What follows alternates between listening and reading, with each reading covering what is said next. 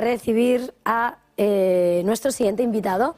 Es Lorenzo Ramírez, periodista económico. Lorenzo, muy buenos días. ¿Qué tal? Buenos días. Buenos días. Estamos pendientes hoy mirando a esa confesión de Merkel, ahora silenciada, aquella canciller de Alemania.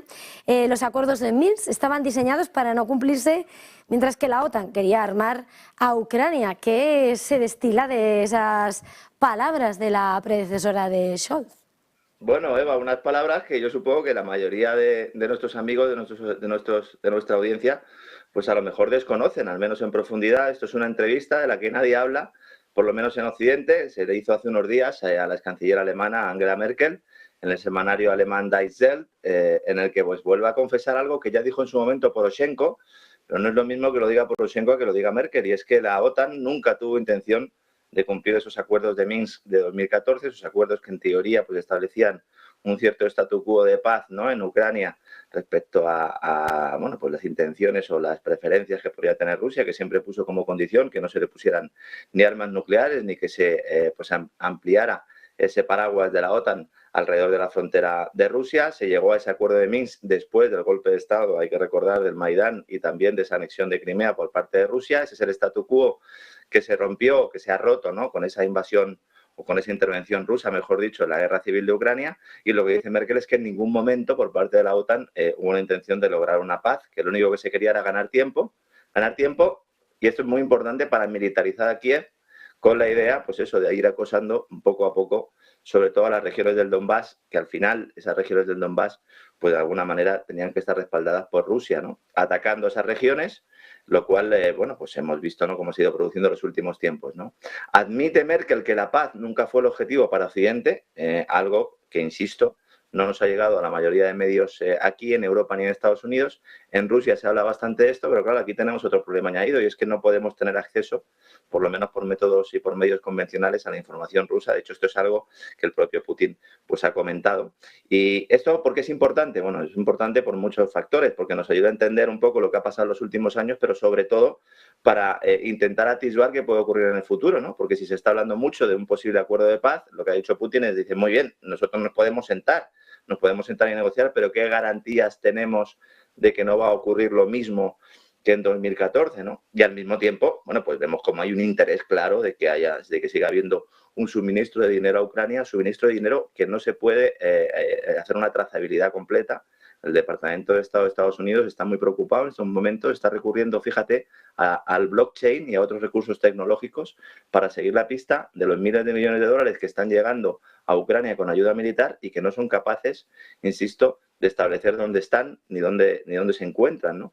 Hay un cable elaborado por el Departamento de Estado de Estados Unidos del 6 de septiembre que ha sido publicado en las últimas horas por el medio político, y aquí pues nos dicen que funcionarios estadounidenses están muy preocupados por todo esto, ¿no? Yo creo que cada día se va confirmando más que aquí hay muchos intereses, no solo geopolíticos, sino también económicos, militares, ¿no?, donde la corrupción, bueno, pues yo creo que es la gran protagonista. Bueno, hablar de Europa y hablar de corrupción en los últimos días, la verdad es que es tremendo, porque también, si quieres, podemos hablar un poquito de esos detalles del Euro-Qatar-Gate, porque cada día que pasa salen más implicados, Eva.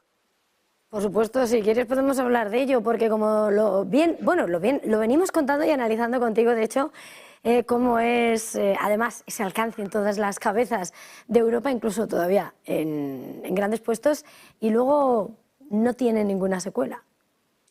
Bueno, el abogado de la vicepresidenta del Parlamento Europeo, la imputada Eva Kaili, ¿no?, esta señora griega, que no la han dejado declarar, no le han permitido declarar. Ha habido una oportuna huelga de funcionarios en Bélgica. De verdad que es que esto, si hacemos una película, esto no nos sale mejor, ¿no? Ha dicho el abogado en una entrevista, como no dejaban declarar a su cliente, ha dicho que esta señora seguía instrucciones de la presidenta del Parlamento Europeo, Roberta Metsola, y del propio Josep Borrell, que en 2019 habrían decidido a nivel de la Comisión Europea lanzar unos programas de cooperación con Qatar, con Kuwait y Omán, que necesitaban un lavado de cara, un lavado de imagen, ¿no? No se explica a nadie de dónde sale el dinero. El padre de Eva Kaili, que es al que le cogen con la famosa bolsa, que parece ser que al final era una bolsa de deporte, algo más parecido a una maleta, pues lo han puesto en libertad, bajo fianza. Resulta que en esa bolsa había un montón de billetes nuevos metidos en bolsas de plástico que podrían haber sido entregados por algún banco. Las autoridades belgas llevan investigando esto desde hace 2 años. Solo se ha liberado una parte de los expedientes. Hay servicios de inteligencia de 5 países implicados. Esto no es una tontería de que los tipos de Qatar le hayan podido dar algún tipo de dinero a algún legislador para que pues en el Parlamento Europeo defienda la posición de Qatar o defienda esos derechos laborales, ¿no? Como decía la propia Eva Kaili el pasado 21 de noviembre, que Qatar era líder en derechos laborales, cuando evidentemente, como hemos avanzado aquí, pues murió mucha gente, ¿no? En esas construcciones, ¿no? De las infraestructuras del Mundial. Y luego, aparte, pues evidentemente Qatar no es líder en derechos humanos de ningún tipo. Y claro, al final lo que plantea el abogado es que estaban recibiendo órdenes, sus clientes que estaban recibiendo órdenes. Podremos entender ahora a Borrell cuando decía que era una noticia muy preocupante la detención de esta señora. Y ahora, en estos momentos, la propia Ursula von der Leyen ha negado cualquier implicación de su equipo, pero ha dicho que está revisando su registro de lobbies por si hubiera algo sospechoso, es decir, que ellos saben que algo puede haber, ¿no? No olvidemos que Qatar se ha convertido en cliente principal de gas natural licuado de Europa y luego Der Spiegel al mismo tiempo hoy publicaba que Marruecos también está pagando a eurodiputados para que legislen a su favor y algunos de los eurodiputados a los que estaría pagando están implicados en este escándalo de Qatar, ¿no? Ahora podemos entender también, ¿no?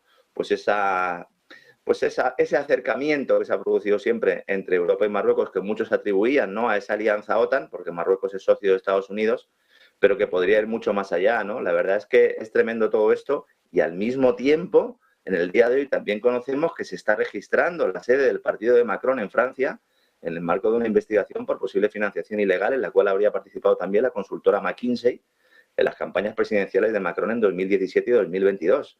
Como ves, la cloaca va avanzando y bueno, yo supongo que toda esta gente estará deseando que llegue ya la Navidad, que lleguen ya las fiestas, pues para sacarles un poco del foco, porque la verdad es que todo esto está siendo un escándalo de proporciones bíblicas, ¿no? Bueno, nosotros seguro que estamos pendientes, pese al turrón, de todo lo que siga pasando. Hablando de asuntos y de lo que se quiere callar y de lo que no, estamos muy pendientes, aquí lo hablamos de forma continuada, de esas tensiones en el mundo cripto, la investigación de todo lo que pasó hasta declararse en bancarrota FTX, Sam Bankman-Fried en el punto de mira, lo que hizo en las Bahamas, cómo se filtró, pero Estados Unidos parece que no abre el micrófono, no permite que Bankman-Fried testifique. Miedo a lo que pueda contar. Esto es un escándalo también de proporciones bíblicas. El fundador de FTX se presenta voluntariamente, porque a él le detienen y cuando le detienen le dicen, bueno, ¿y usted quiere declarar? Y dice, sí, yo quiero declarar. A lo mejor alguno pensaba que no iba a declarar y entonces le llevan le iba a declarar ante el Congreso de Estados Unidos por videoconferencia, detenido en Bahamas, y no le dejaron por lo que pudiera decir y por lo que pudiera avanzar, porque no olvidemos de que FTX era el segundo mayor donante del Partido Demócrata tras las fundaciones, las organizaciones de George Soros, ¿no? Este tipo ahora mismo está en un centro penitenciario que se llama Fox Hill, que según un informe del propio Departamento de Estado de Estados Unidos, publicado en 2021, es un nido de ratas, una cárcel que no cumple pues, los mínimos criterios, ¿no? De salubridad para poder meter ahí a gente. Está allí metido, no le dejan declarar. El abogado había llegado a algún tipo de pacto para una fianza y que le pusieran una tobillera para evitar que se pudiera desplazar, una fianza de $250.000, y por eso Sam acude, ¿no? a ese tribunal de las Bahamas para declarar por videoconferencia, y cuando llega allí lo ponen en prisión preventiva en el Departamento de Bahamas de Servicios Correccionales, lo meten en Fox Hill, dicen que va a estar ahí hasta el 8 de febrero, y entonces esa declaración bajo juramento ante el Comité de Servicios Financieros de la Cámara de Representantes no se produce, y en su lugar comparece el nuevo consejero delegado, que es al que han puesto para intentar tapar un poco todo este proceso, culpando a Bankman de todo lo que ha hecho, ¿no?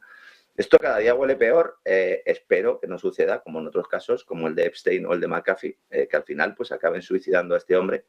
Y decías que esto se relaciona mucho con el tema del cripto invierno, evidentemente, porque al mismo tiempo Binance, que es el primer exchange del mundo, la gran competidora de FTX antes de que FTX cayera, y responsable también de la caída de FTX, porque fue una de las instituciones, una de las empresas que más hizo, ¿no? Por la caída de FTX, está sufriendo retiradas masivas de fondos, está teniendo problemas de confianza, ha presentado una auditoría que no se cree nadie, es un gran agujero negro y podríamos estar asistiendo ante el fin de los exchanges tal como los conocemos, ¿no? Ante el fin de esas casas de intercambio.